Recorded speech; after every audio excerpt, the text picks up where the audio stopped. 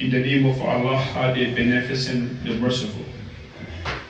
We thank Allah subhanahu wa ta'ala, who said in the Holy Quran, وَكَذَلِكَ جَعَلْنَاكُمْ أُمَّةً وَسَطًا. Brothers and sisters in Islam, the topic of this khutbah for today is Islam, the authentic Islamic religion, condemn extremism and fanaticism. If you see someone is too extreme, making religion so difficult, so extreme, that is not the true teaching of Islam. This is a topic we are going to talk about today. The verses of the Holy Quran we just mentioned right now is in Surah Al-Baqarah. Surah Al-Baqarah, Quran chapter 2, verses 143. Quran chapter 2, verses 143.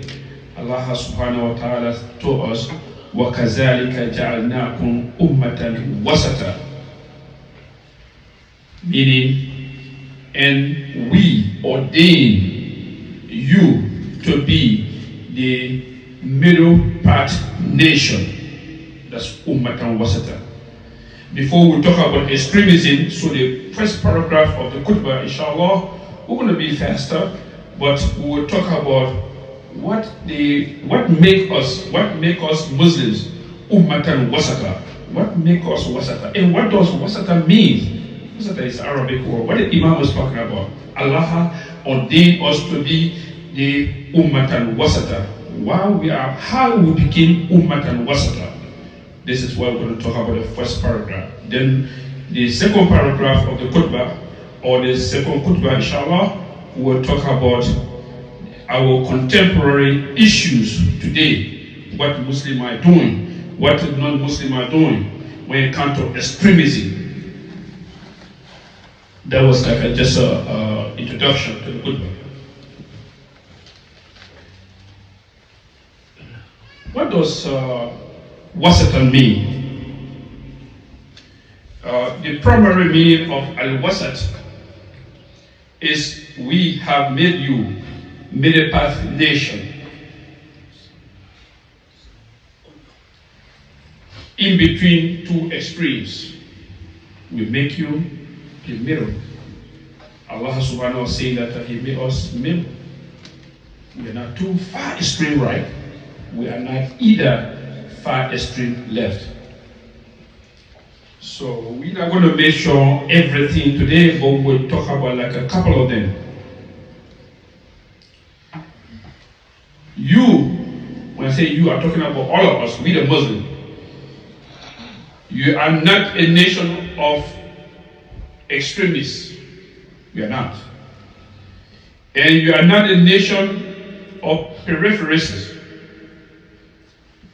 On the contrary, we are centrist.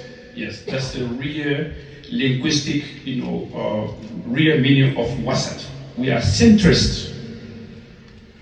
We are a centrist nation. We are the ummah that don't go fanatical fringes, but we are a nation between all of these. How we became Ummatan Wasata? I will mention 5 or 6 examples before we come to the contemporary issues. This religion of ours, this Islamic religion that Allah revealed as to Prophet Muhammad sallallahu alaihi wasallam, is, like I said, is not extremist religion. So this religion is a perfect mixture of act of worship and transaction. Our religion is a perfect mixture of al-ibadat wa al-mu'amalat. Some religions, they attach too much importance to the law, al-ahkam, the legal aspect, what the religion says. Some religions are talking about that. They don't care they don't care about fiqh, they don't care about usul, they don't care about any other thing. But for our religion, it came in between, it came in between. We deal with al-mu'amalat, we deal with al-ahkam. Al-mu'amalat, how we interact with the fellow men. They don't care for that. As long as you are a Christian, you're fine. You go to church, that's no problem. You dress any kind of way, that's fine. Whatever you do, nothing wrong with that. But for our religion, it's a mixture of both. Al-ahkam, this is what Allah has said that we're not supposed to do. We're not supposed to steal. We're not supposed to backbite. We're not supposed to fornicate. We have to dress modestly, and so on so far. So that's what we do. Equally so, our interaction with people, it is very, very important. So Islam came between, as a centrist, between far extreme Christianity and far extreme Judaism. And in between both of them, Islam came to make a mixture. That's the first point.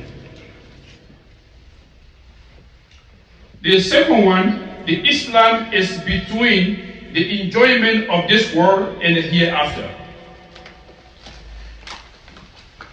Allah gave us clothes so we can wear the best of clothes. That's why the Imam wearing the biggest bazan that he liked. He said, you can wear the best clothes.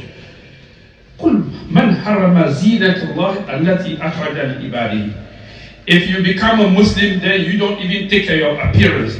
All you do, the notion when the other people are not Muslim, all they see you dirty.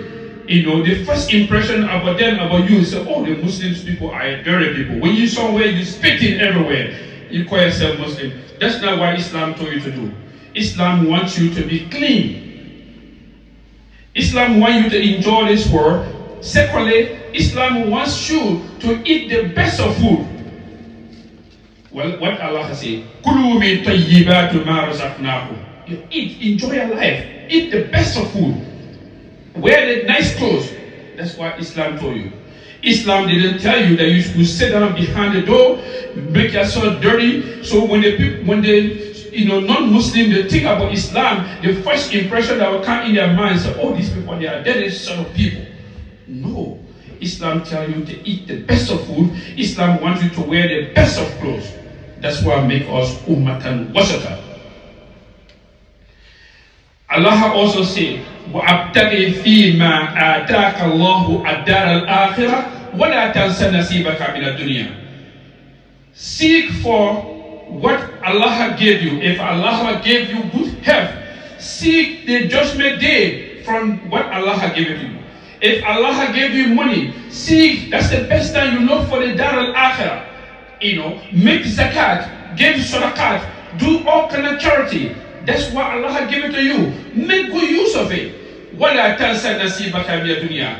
When you enjoying your life, but when you enjoy your life, that doesn't mean you should go do something contrary to the teaching of Islam. No, that's not what the Imam was talking about. Enjoy your life in the parameter of Islamic teaching.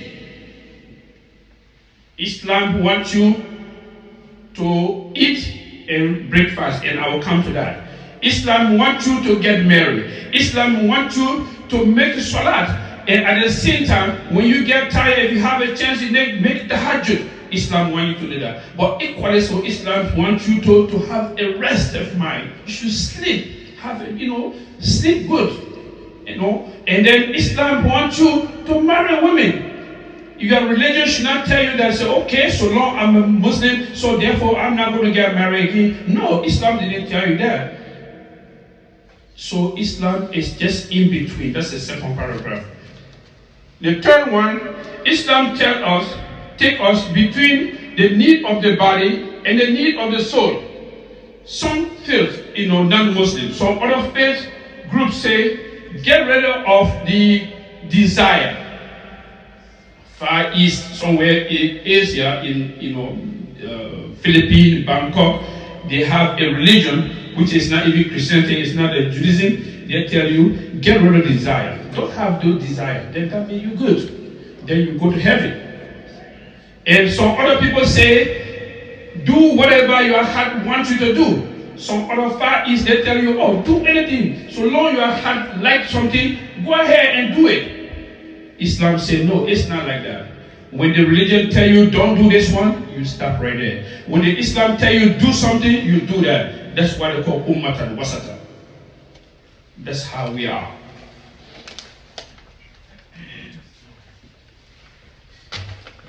That's number 3. Number 4, back to the number 3. In the seerah of the Rasul sallallahu alaihi wasallam, like I was saying earlier right now, there is a 3 gentlemen came to Rasul sallallahu alaihi wasallam, and for some reason Rasul was not present to the house, and they asked Rasul's wife, how Rasul doing his worship? The Aisha started telling them, oh, this is what Rasul do. Sometimes Rasul pray, sometimes overnight, sometimes he will fast so many days, and so on and so forth. So the other one told the Aisha, say, oh, from today, I am not going to get married again in my entire life. The other one say, every night I will be praying. I will pray whole night, tahajjud, and I'm not going to sleep for the rest of my life. Then the other one say, let Atazawajin decide. The other one say, I will fast and I'm not going to even breakfast. So when Rasul overheard that one, Rasul came and Rasul was really irritated. He was mad to hear what the people say. He said, I fear Allah more than all of you. But here I am, I'm married. I'm closer to Allah more than you. I fast and I breakfast.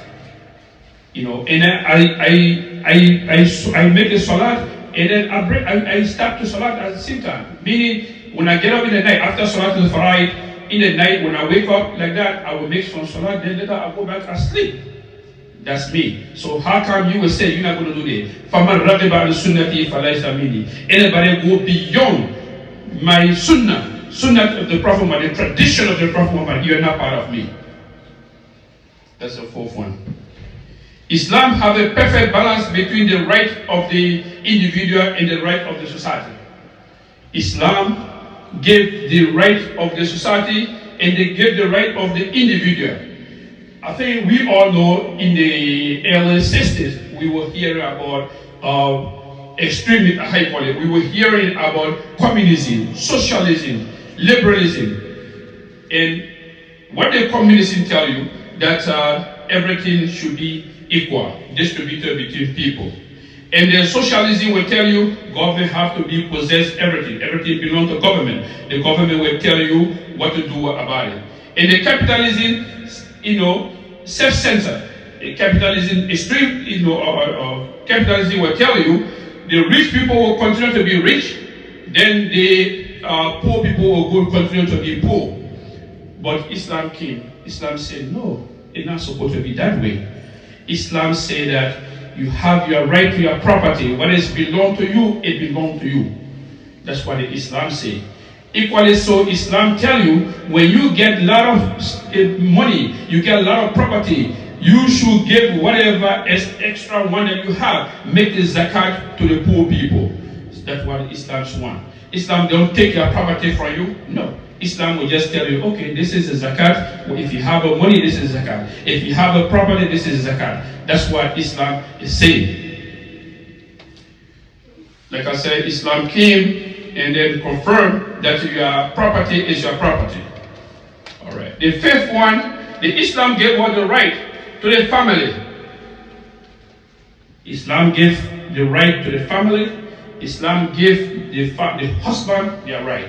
It gave the wife their right. The Islam gave everybody in the community their right. What Allah has said, وَلَا تَتَمَنَّوْا مَا فَضَلَ اللَّهُ بَعْدَكُمْ عَلَى بَعْدٍ لِلرِّجَالِ النَّصِيبُ مِمَّا اكْتَسَبُوا وَلِلنِّسَاءِ نَصِيبٌ مِمَّا اكْتَسَبْنَ. So every group of the family, the community, the women have their right, the men have the right. Islam gave right to everybody. Islam don't say, oh, so long you are a woman, you're not supposed to have this one. No.